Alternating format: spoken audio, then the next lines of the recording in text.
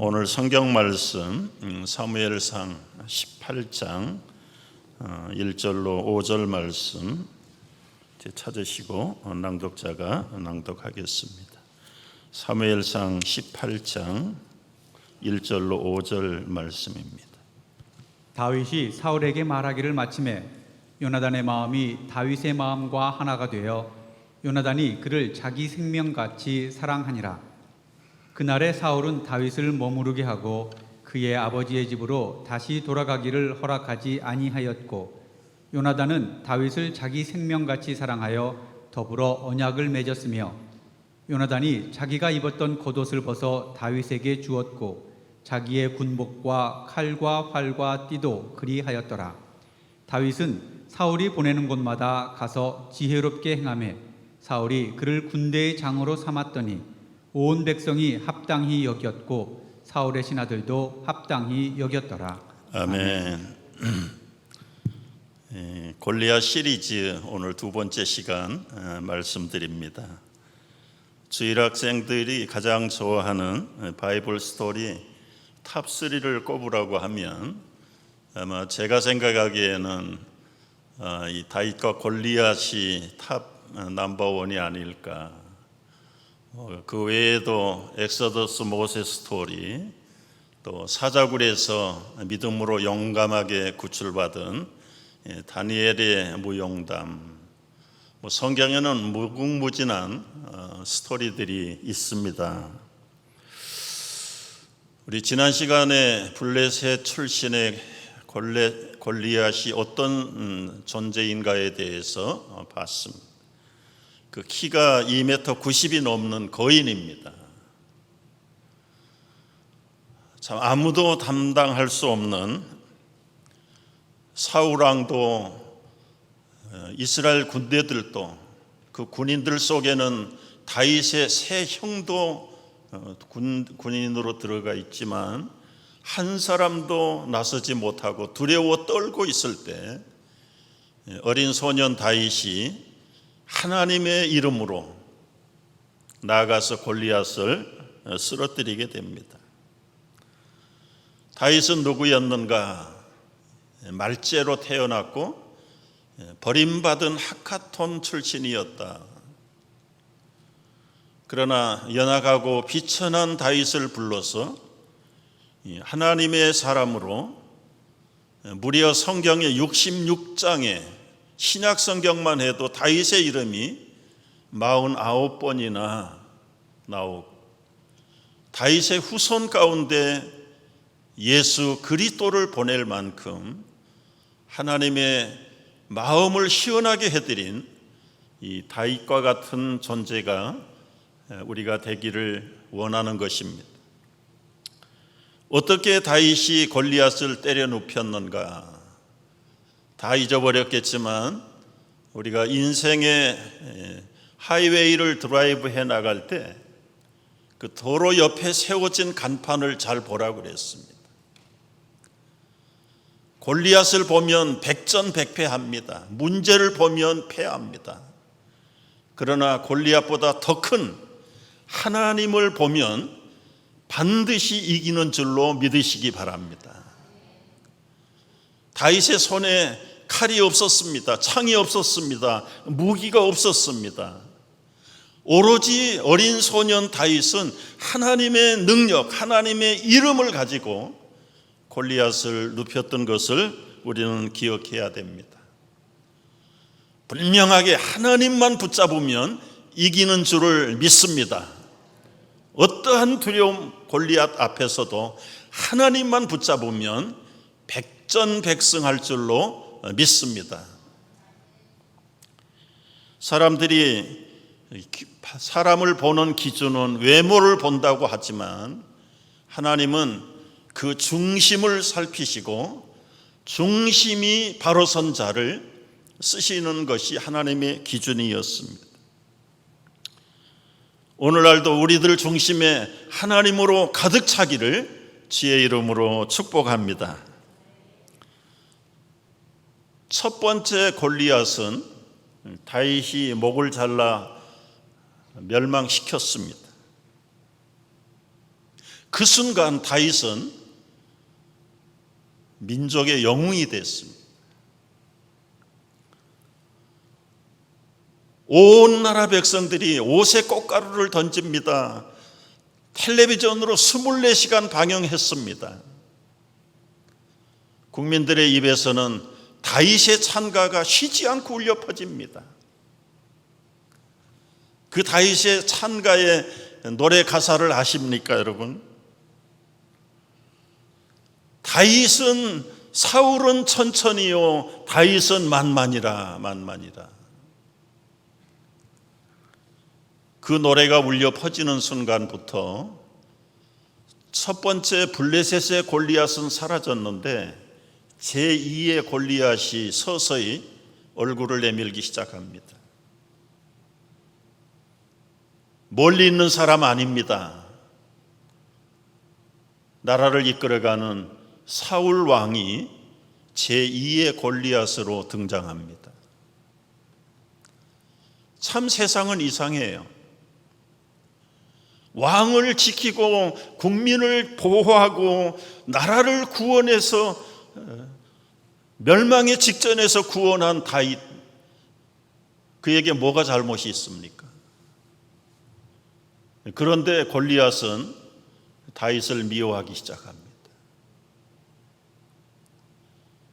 옛날이나 오늘이나 세상이 달라진 게 없어요. 자국민을 보호하겠다고 나서는데 왜 지도자를 공격합니까? 왜 권력자들을 부정부패를 감시하겠다는데 왜 검찰을 공격합니까? 의롭게 살려고 하는 백성들은 왜 마이너리티가 되고 불법 같은 세상이 메저리티가 돼야 되는 것입니까?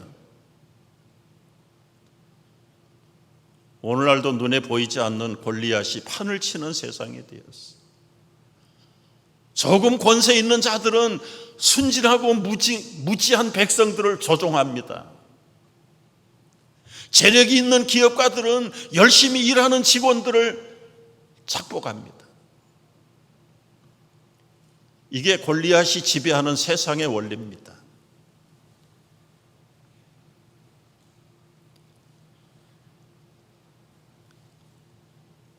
오늘 우리는 골리앗 시리즈 두 번째, 거의 골리앗은 사라졌는데 이제 우리 앞에 나타나는 새로운 골리앗을 어떻게 쓰러뜨리고 이기게 할 것인가.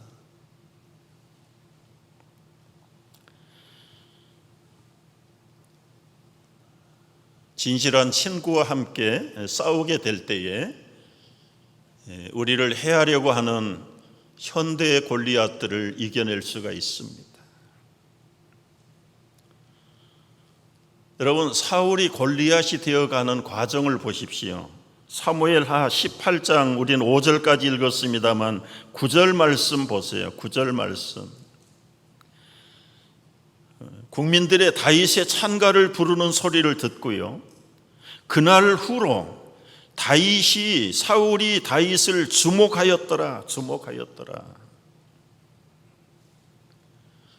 여러분, 그날 후로 이 노래가 울려 퍼지는 그 순간부터 사울이 계속 다윗을 질투하기 시작했어요. 질투.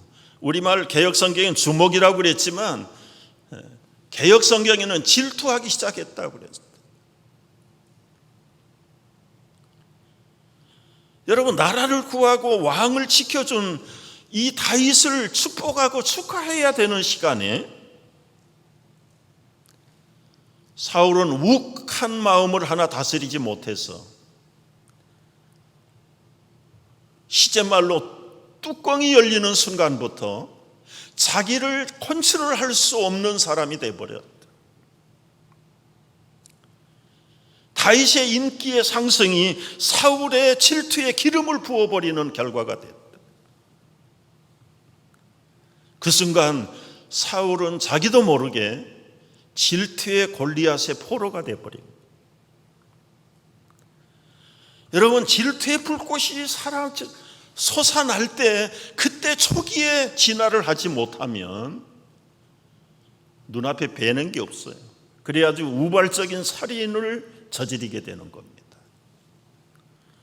살인자들이 계획을 해서 죽이는 살인자도 있지만 대부분 뉴스에 나오는 불상사의 살인사건은 우발적인 살인.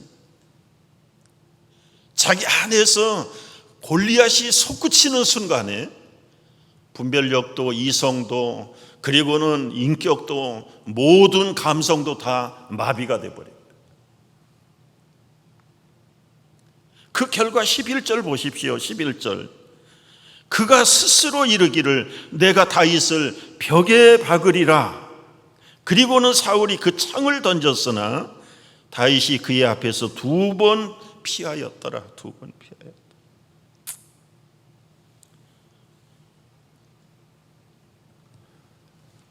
사울이 완전히 지금 골리앗으로 변신해 버렸습니다.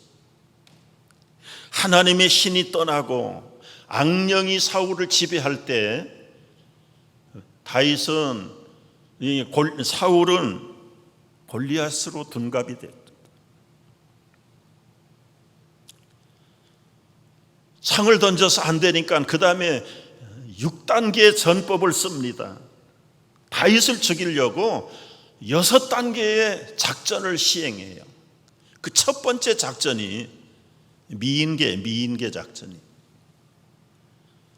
사울은 자기 딸을 다윗의 아내로 주어서 조건을 내세우잖아요. 사익감이 될 때 저 블레셋 사람들의 남자들의 표피 100개를 가지고 오면 사위로 삼겠다. 첫 딸 멜랍을 주겠다고 미인계를 썼는데 이게 진실하지 않다는 것이 금세 드러났잖아요. 질투하는 다윗보다는 다른 사익감이 나오니까 멜랍이라는 첫 딸을 금세 시집 보내버리고 다윗과의 약속도 아주 그냥 헌시짝처럼 내버리는 사울. 차선책으로 미가를 아내로 줄 테니 가서 블레셋 사람들의 남자 표피 100개를 가져와라. 이것은 자기가 손대지 않고 코 풀겠다는 이야기입니다. 자기는 다윗을 제거하지 않고 블레셋 군대에게 보내면 블레셋의 군대를 통해서 다윗을 제거하려고 하는 골리앗의 속셈이. 이 순진무구한 이 어린 다윗은 그대로 순종합니다. 그리고는 블레셋 군대에 쳐들어가서 장차 장인이 될 사울이 요구하는 표피 100개가 아니라 더블로 가지고 와 200개를 가지고 오는 거예요. 여러분, 남자의 표피 200개를 가지고 온다는 것은 남자 200명을 죽였다는 이야기예요. 죽였다는 이야기. 사울의 첫 번째 계략이 실패했습니다. 이제 두 번째는 자기 아들 요나단에게 죽이라고 명령을 합니다. 명령을 해요.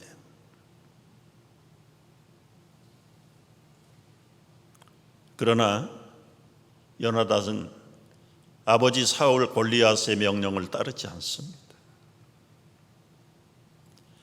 그래도 모자라니까 또 한 번의 창을 던져요. 사무엘상을 조사해 보면 2번이 아니라 3번 던져. 3번.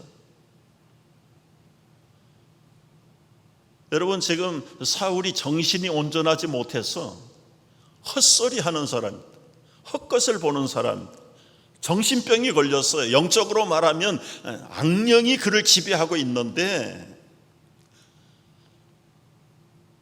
가족들이 보나 신하들이 봐도 한 나라의 임금이 온전하지 못한 걸 보고 사울을 불러다가 요즘 말로 말하면 뮤직 세라피를 하도록 해요. 수금을 치면서 성령의 능력이 그 온전하지 못한 사울 속에 있는 악령을 쫓아내기를 위해서 다윗으로 하여금 뮤직 세라피를 하도록 해요. 이 도탄의 분별이 없는 곳에 빠져있는 이 골리앗화 되어 버린 사울을 건지려고 하는 다윗. 상을 줘도 포상을 해도 시원치 않는 마당인데 그런 다윗을 죽이려고 또 창을 던진다. 빗나갔습니다. 네 번째 작전은 자객을 보내요. 부부가 곤히 잠들어 있을 밤 시간에 자객을 보내서 다윗을 해치라고 작전을 했어요. 자객이 급하게 쳐들어가 보니까 벌써 미갈은 다윗을 창문으로 탈출을 시킨 후였습니다. 1단계, 2단계, 3단계, 4단계가 실패하자 이제는 마지막 단계로 사울은 모든 국사를 제쳐놓고 특수부대원들 3,000명을 선발해가지고 잠적해버리고 도피한 다윗을 추격하는 일에 자기의 왕정의 세월을 다 보내는 사람.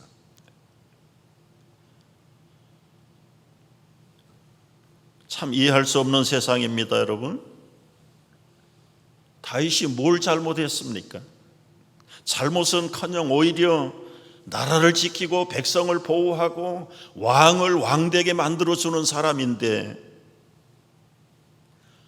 온전하지 못한 악령의 지배에서 건지려고 수금을 키면서까지 섬겼던 다윗인데 이제는 당신의 사위가 됐는데도 다윗을 없애버리려고 하는 것은 더 이상 아버지가 아닙니다. 왕도 아닙니다. 온전한 사람도 아닙니다. 이것은 완전한 골리앗의 정체를 본격적으로 드러낸 것입니다.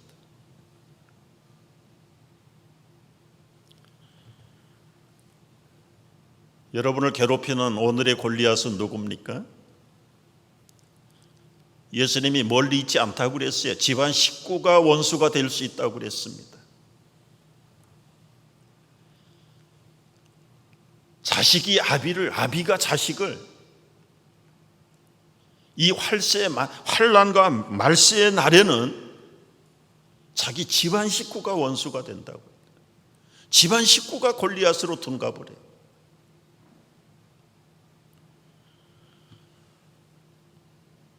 상식이 안 통하는 사회를 바라보고 이 한쪽으로 치우쳐가는 정치의 현상을 바라보면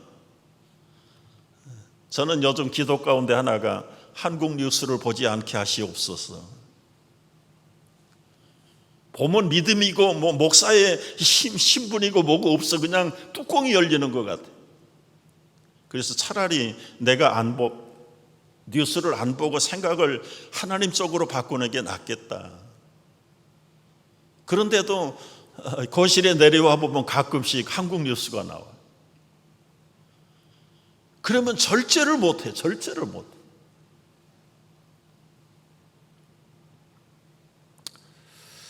그때 속으로 이런 생각을 해봐요. 하나님이 심판하시는 방법은 여러 가지인데 제일 먼저 우리 생각에 하나님이 직결 심판을 해버리면 얼마나 좋을까? 여러분 찬성하면 손 들어보세요. 직결 심판. 눈은 눈으로 이는 이로 훔치면 손을 자르고 도망치면 발을 잘라버리고 째려보면 눈이 멀어버리고 험한 말을 하면 입이 삐뚤어져 버리고 그때 직결 심판을 하면 얼마나 좋을까? 여러분 마음속으로 찬성하고 싶지요? 근데 저는 찬성 못합니다. 못하는 이유가 뭘까요? 하나님이 직결 심판을 쓰셨으면 저는 옛날에 사라질 사람이었어요. 제가 존재할 수 없어요. 이것이 지금도 하나님께서 직결 심판을 하지 않는 이유입니다. 성경에는 바로나 헤롯 같은 악한 왕들은 하나님이 직결 심판했어요. 그런데 일벌백계로 직결 심판의 원칙을 사용하지 않고 있어요. 지금 그래서 많은 사람들이 하나님은 죽었다 없다 별가지 가지고 비난을 하는데 직결 심판을 하면 아무도 살아남을 자가 없다. 하나님이 무능해서가 아니라 오히려 심판을 유보함으로써 악한 길에서 돌아오게 하시는 하나님의 인내와 사랑이 직결 심판을 하지 않는 곳에 있어요. 이런 하나님의 관점을 가지고 악한 지도자들을 볼 때 좀 이해가 돼요. 분명히 끝은 있다. 여러 가지 방법으로 끝내는 방법도 다양해요. 하나님은요. 바로나 헤롯은 하나님이 직접 처분을 하세요. 어떤 자들은 유예 기간을 줘가지고 부활을 보내든지 스스로 돌이키고 하든지. 이 사울의 경우는 하나님이 어떻게 처분합니까? 결국은 자기 손으로 자기 인생을 마감하게 만들어요. 하나님이 그렇게 하시는 건 아니에요. 끝까지 유예 기간을 줬는데 돌이키지 못하고 회개하지 못하고 골리앗의 탈을 벗어버리지 못한 끝에 결국은 죽이고 파멸하는 골리앗의 희생물로 사울도 자기 생애를 마감해요. 그러니까 하나님이 심판하는 방법은 직결 심판은 아닌 것 같다. 그러면 오늘 다윗을 이 엄청난 사울이라는 골리앗 앞에서 어떻게 살아남게 하시고 어떻게 피하게 하셨는가? 두 번째 방법이 오늘 제목이에요. 진실한 친구와 함께 싸울 때 이길 수 있는 줄을 믿습니다. 하나님이 위기에 몰려있는 다윗에게 힘이 없잖아요. 나이도 지금 사실은 미성년자, 조금은 이제 시간이 좀 지났을런지 몰라요. 배경이 있습니까? 무슨 이력이 있습니까? 단순히 하나님의 능력으로 골리앗 하나 눕힌 것밖에 없는데 갑자기 다윗이 영웅이 됐어요. 사울의 질투의 대상이 됐어요. 사울의 타겟이 됐어요. 도망자가 됐어요. 위기일발에 언제 다윗의 생명이 끊어질지 모르는 그 일촉즉발의 위험한 상황 속에 다윗이 처했습니다. 그 위험한 현장에서 하나님은 다윗을 어떻게 지키시고 보호하셨습니까? 친구 요나단을 붙여주셨습니다. 요나단이 누굽니까, 여러분? 사울 임금의 아들이에요. 별개의 사유가 없는 한은, 특별한 결격 사유가 없는 한은 시간만 지나면 사울을 대신해서 차기 왕이 될 사람이에요. 요나단은 시간만 지나면 자연히 왕이 될 사람이에요. 지금 벌써 왕자 수업을 시작을 했어요. 블레셋의 군대에 나가서 벌써 승전하고 돌아온 전적이 있어요. 다윗은 그때 미성년자예요. 저 베들레헴 산골짜기에서 양을 치던 목동 시절이었어요. 나이 차이가 꽤나 있어요. 그런데 하나님이 어린 다윗을, 그 요나단을 붙여줘서 위기 일괄 속에서 지켜냅니다. 아버지 사울처럼 조금만 분별이 없는 요나단이었다면 자기도 다윗을 질투할 수밖에 없는 환경에 있어요.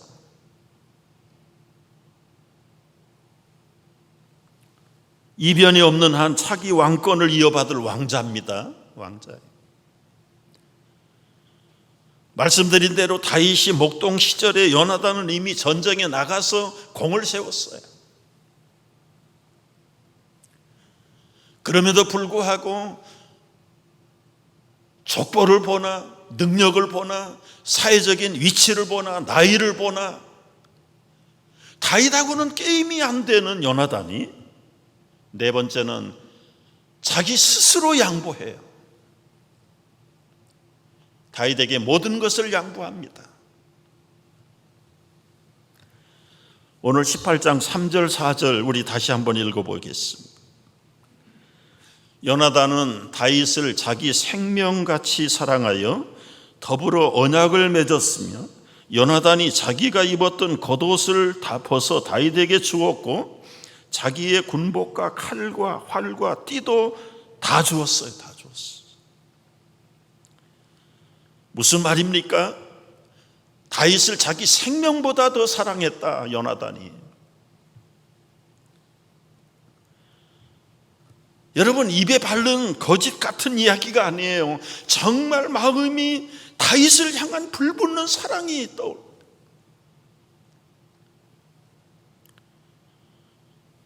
진심이라는 증거가 뭡니까? 생명처럼 사랑했다는 증거가 뭐예요? 자기가 입었던 겉옷, 왕복이에요. 왕자복이에요. 왕복을 벗어서 다윗에게 입혀준 거예요. 자기가 가지고 있는 칼과 그리고 활과 그리고는 이 모든 허리를 보호할 수 있는 벨트까지. 이게 왕자의 벨트예요. 왕자의 벨트. 그 왕권을 다윗에게 다 넘겨주었어.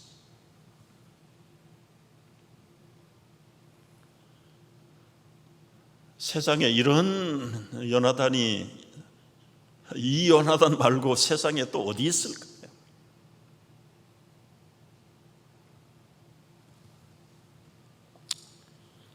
그것뿐만 아닙니다.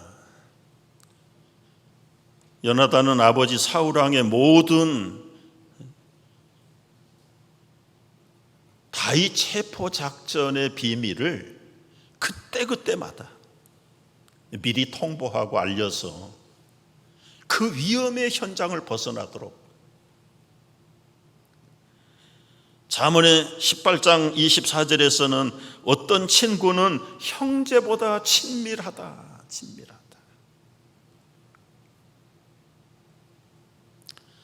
지금 요나단과 다윗의 관계가 형제 이상, 자기 생명처럼 사랑하는 이상. 사랑하는 여러분, 이런 친구 하나 갖고 싶지요?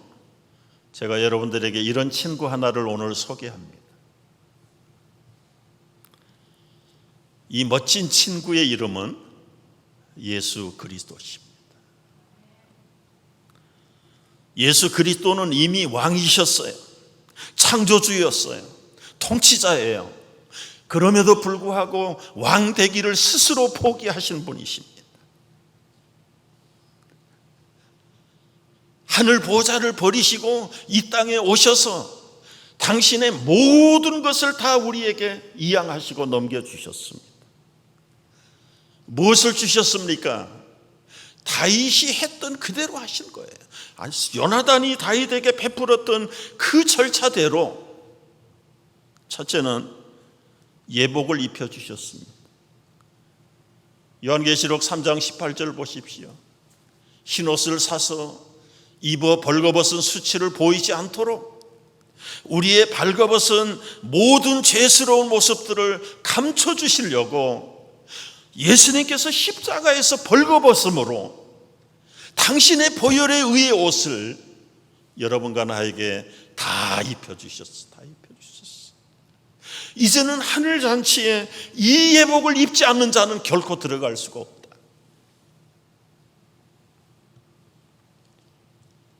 의의 옷, 구원의 옷 입혀주신 예수 그리스도가 생명을 내주시면서까지 여러분과 나를 사랑하셨어요.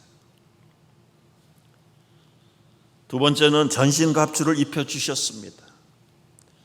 에베소서 6장 11절 말씀 보십시오. 마귀의 계계를 능히 대적하기 위하여 하나님의 전신갑주를 입으라. 그리고는 무기 창고에 데리고 가셨어요. 머리끝부터 발끝까지 완전 군장하도록 입혀주세요. 구원의 투구를 씌워주셨습니다. 가장 연약한 허리, 진리의 허리띠를 띠게 하셨고요. 심장을 보호하기 위해서 의의 갑옷을 입혀주셨어요. 우리의 몸을 움직이는 다리가 해됨을 받을까 봐 평안의 복음의 신발을 신겨주셨어요. 그것뿐입니까? 방패, 믿음의 방패를 주시고 유일한 공격의 칼, 살아있는 하나님의 말씀의 칼을 주셔서 머리끝부터 발끝까지 방어하고 공격할 수 있는 말씀의 칼까지 들려주셨습니다. 세 번째는 요나단처럼 임마누엘 언약을 맺어주셨어요. 볼지어다 내가 세상 끝날까지 너희와 항상 함께하리라. 여기 항상이라는 말 속에 우리의 모든 상황이 다 들어가 있는 거예요. 기뻐할 때는 말할 것도 없고 위험에 직면할 때에도 anytime, 언제 어디서든지 항상 함께 하시겠다. 조나단이 다윗을 향하여 언약했던 것처럼 우리의 영원한 친구, 좋으신 친구 예수 그리스도께서 세상 끝날까지 항상 함께 하시겠다고 언약을 맺으셨어요. 언약을 맺으셨어요. 뿐만 아니라 요한복음 10장에서는 이런 고백을 하셨어요. 다 같이 내가 그들에게 영생을 주노니 영원히 멸망하지 아니할 것이고 또 그들을 내 손에서 빼앗을 자가 없으리라. 어떤 상황 속에서라도 지켜주시겠다는 거예요. 생명을 보존해 주시겠다는 언약을 맺으셨습니다. 많이 있어요. 나 마지막 하나만 더 말씀을 드리고, 요나단처럼 아버지께 우리의 무지함을 고하셨어요. 여러분 사무엘상 19장에 보면 다윗 죽이려고는 그 아버지 사울을 볼 때, 아들이지만 요나단이 아버지 사울왕을 볼 때 얼마나 안타까웠을까요? 얼마나 답답했을까요? 한 번도 아니고 두 번도 아니고 서너 번씩이나 포기하지 않는 아버지 사울을 볼 때 아들 요나단이 참지를 못합니다. 아버지, 다윗이 뭘 잘못했습니까? 아버지의 왕권을 지키고 국민을 보호하고 나라를 구원했는데, 수금을 켜서 악령을 쫓아내려고 수고했는데 뭘 잘못했습니까? 왜 죽이려합니까? 그때 사울이 정신이 번쩍 들었어요. 그래, 네 말이 맞다. 내가 아마 정신을 잃었는가 보다. 다시는 내가 다윗을 죽이지 않으마. 한 시간도 못 가는 거짓말이긴 하지만은 사울이 그때 제정신을 차리긴 해요.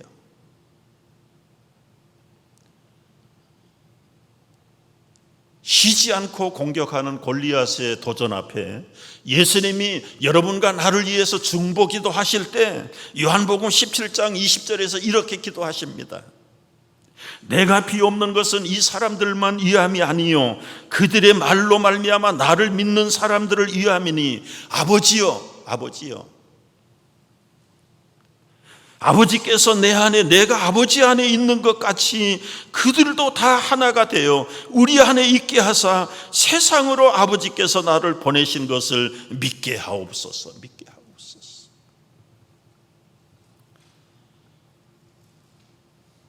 여러분, 호시탐탐 골리앗은 지금도 믿음의 기업을 약속으로 받은 성도들까지 죽이려고 덤벼요. 그럼에도 불구하고 지금도 하나님 보좌 우편에서 우리를 위하여 기도하시는 하나님, 예수님, 이 땅의 마지막 중보 기도를 드렸던 이 기도를 지금도 드리고 있을 거예요. 아버지요,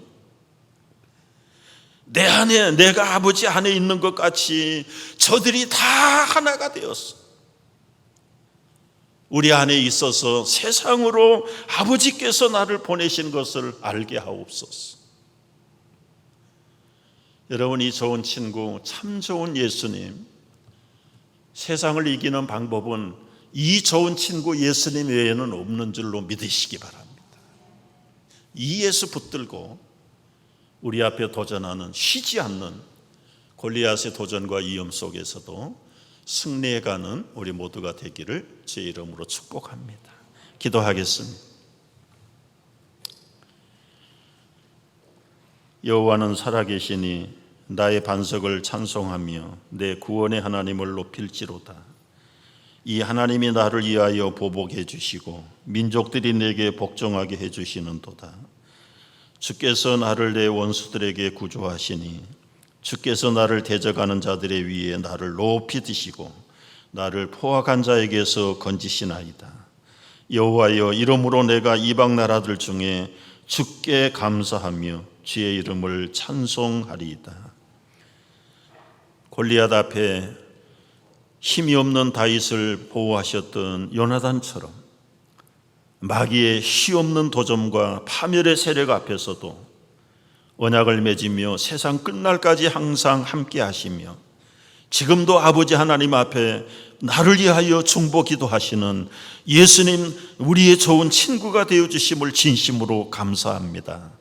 이 좋은 친구 예수 그리스도를 세상 끝날까지 우리도 붙들고 이 땅 험한 세상 골리앗의 도전 앞에서 백전백승에 가는 오늘의 다윗들 다 되게 하여 주시옵소서. 예수님의 이름으로 기도하옵나이다. 아멘.